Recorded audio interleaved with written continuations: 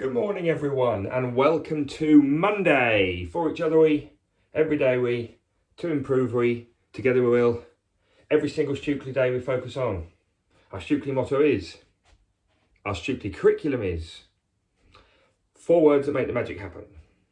Oh, you are getting very, very good at that. Okay, another week ahead of us. Lots of you will know that last night, Boris Johnson, our Prime Minister, made an announcement to the nation, and he spoke about the government's plan for the next few weeks and months. We'll talk about that a little bit in today's assembly, but we're going to start off with a song.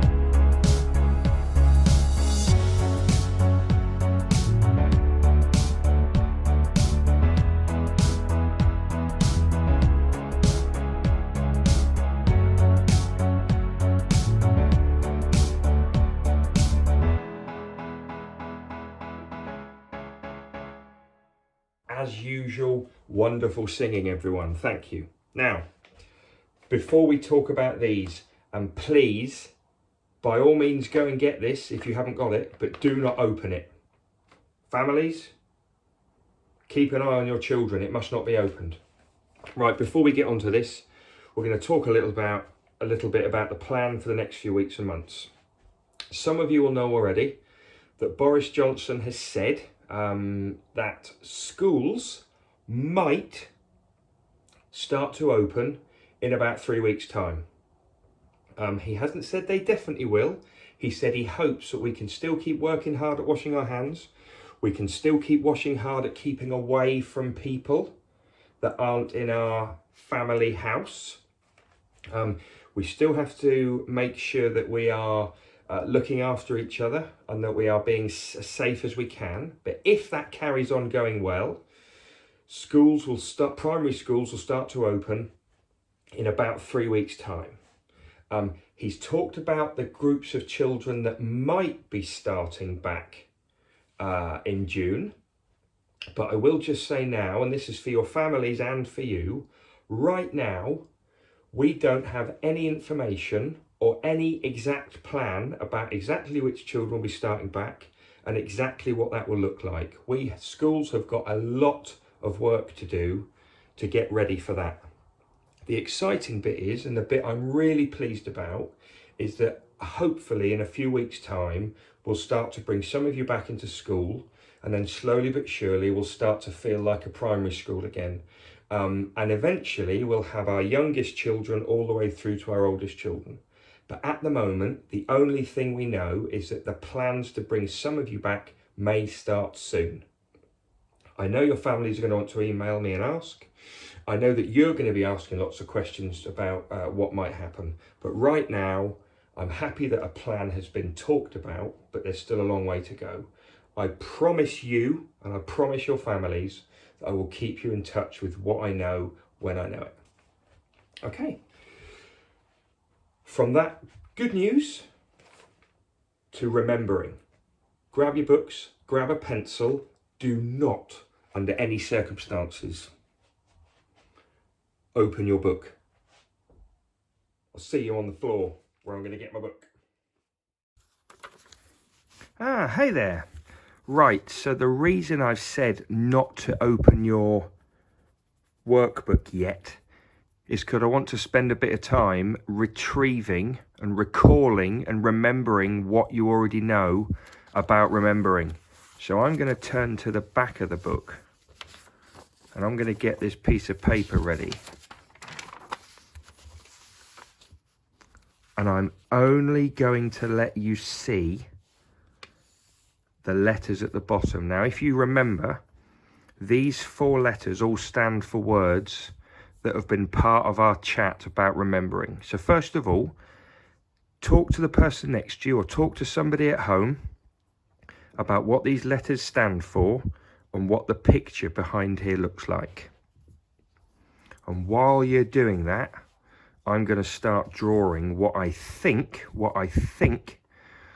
can remember we've done already.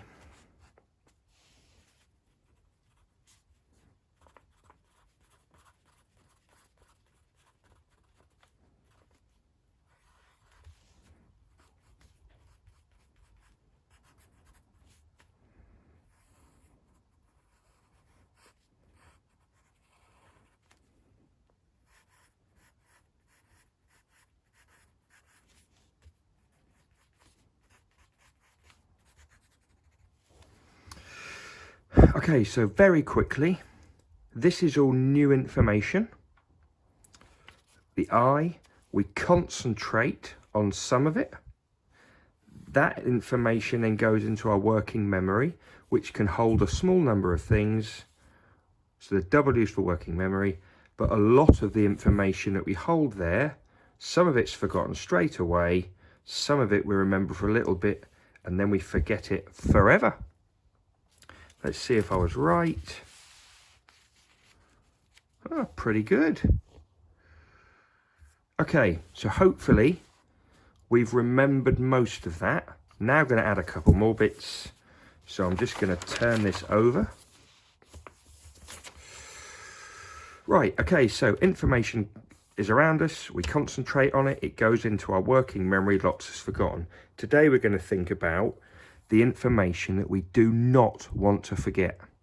So I don't need to remember the names of, I don't need to remember the numbers of hotel rooms that I've stayed in over the years. That's been and gone. I don't need to remember every meal I've ever had. I might remember some more than others. I might remember birthday meals more, or meals from some of the nicest restaurants I've been to, or lovely meals that people have made for me, but I don't need to remember most of them. I don't need to remember the different routes that I drive to work on different days because of the traffic. I don't need to remember it now, but there's lots of information, especially around, at primary school, especially around how we write and how we read and how we do maths and facts and figures and geography and history. There's lots that we want to keep in our memories forever. And for that, we need to take it from our working memory into our long-term memory.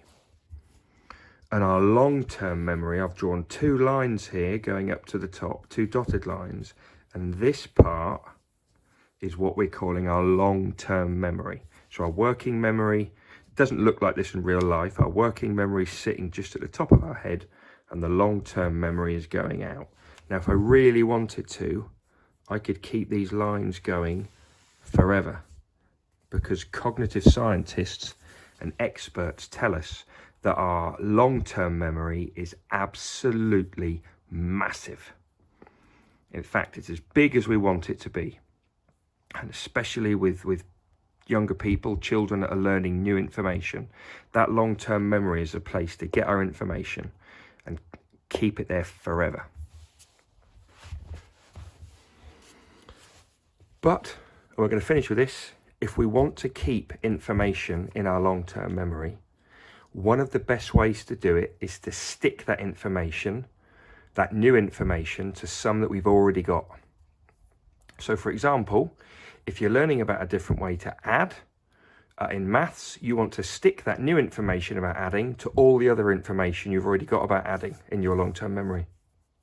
If you're learning new information about the Great Fire of London, you want to stick that new information to all the other information you've already got about the Great Fire of London. Most new information that you're given will be able to stick to other information, and it's your job, and especially the teacher's job and your family's job, to help it stick. So inside this long-term memory, now this might be quite tricky to draw, I'm just going to draw a line, and then off that line I'm going to have other lines with little circles on, like that. Okay, I hope that's clear what I've just done there. Some of you will know what this is already, hopefully. I'm also going to draw lots of other little shapes like that inside. I haven't got much space. Hopefully you've got a bit more than I have. If I wanted to, I could draw them out here. But what I've done there is I've drawn almost like little snowflakes.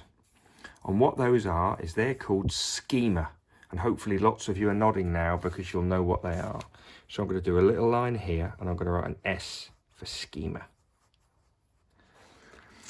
Now schema are like little books or little folders or little boxes that hold lots of information in, lots of knowledge in about one thing.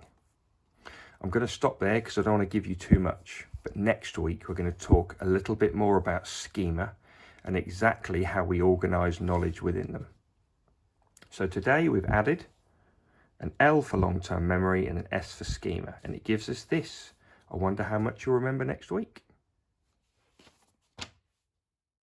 Good work, everyone. Right, just before we finish, fantastic work learning to ride your bike. Bella in year 4, you finally got the hang of it. Lockdown has given you that chance. I'm really pleased. Also, a massive, massive thank you to all families who have sent me a challenge video for the next remote Fossums event. I sent out a message to families to say the Stukeley community never let me down. Just get me some videos, and you guys have sent me dozens and dozens. That means a lot of videos. So we're not just going to have one Fossums remote event coming up, we're going to have several. Going to keep you busy for as long as we're locked down. So thank you for those videos. If there are any more which you've forgotten to send in, please get it done today, because I'm starting to put things together with Fossums. Okay, I'll see you tomorrow for our values assembly. It's got a bit of a twist in it because I've put a tribute in there. I'm going to sing a tribute to a very important, very special man. He knows who he is. It's going to be great. It's not Mr. Jones, somebody just as great. Also, if you haven't already watched it, Mr. Smith and I had a phone call this morning at 9 AM. So at the end of this video, I think you can click on that and watch it if you haven't done already. Great chat with Mr. Smith. And if you're year 6 and you haven't watched your SATs week video, that's on YouTube as well. See you tomorrow. Have a great day. Workbooks week 3. Off you go.